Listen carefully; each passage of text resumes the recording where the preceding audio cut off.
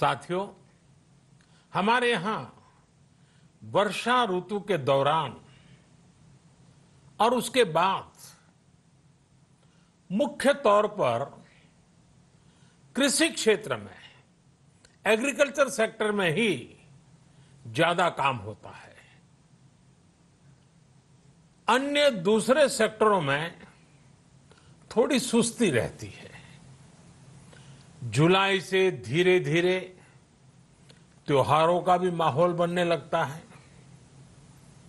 अब आप देखिए, अभी 5 जुलाई को गुरु पूर्णिमा है, फिर सावन शुरू हो रहा है, फिर 15 अगस्त आएगी, रक्षाबंधन आएगा, कृष्ण जन्माष्टमी आएगी, गणेश चतुर्थी आएगी, ओणम होगा और आगे जाएं तो काटी बिहू है, नवरात्रि है, दुर्गा पूजा है, दशहरा है, दीपावली है, छठी मैया की पूजा है।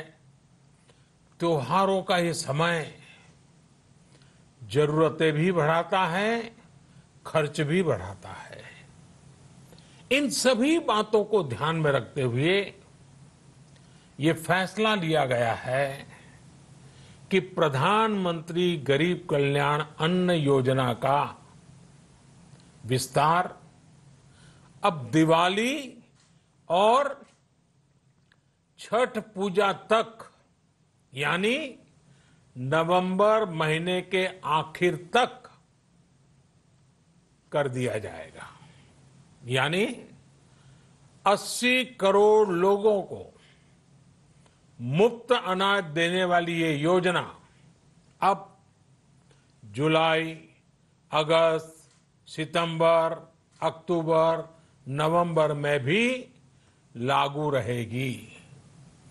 सरकार द्वारा इन 5 महीनों के लिए 80 करोड़ से ज्यादा गरीब भाई बहनों को हर महीने परिवार के हर सदस्य को 5 किलो गेहूं या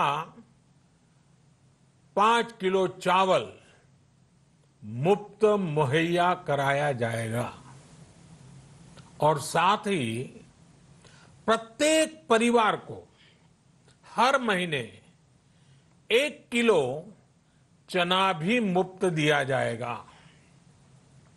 साथियों, प्रधानमंत्री गरीब कल्याण अन्न योजना के इस विस्तार में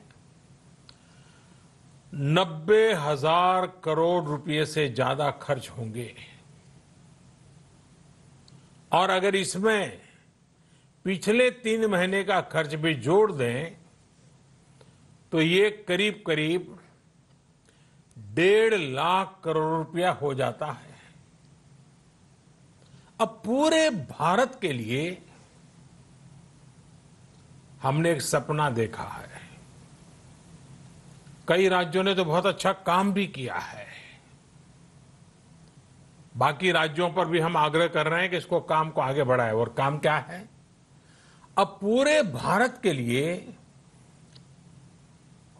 एक राशन कार्ड की व्यवस्था भी हो रही है, यानी एक राष्ट्र एक ration card, 1 nation 1 ration card. इसका सबसे बड़ा लाभ उन गरीब साथियों को मिलेगा जो रोजगार या दूसरी आवश्यकताओं के लिए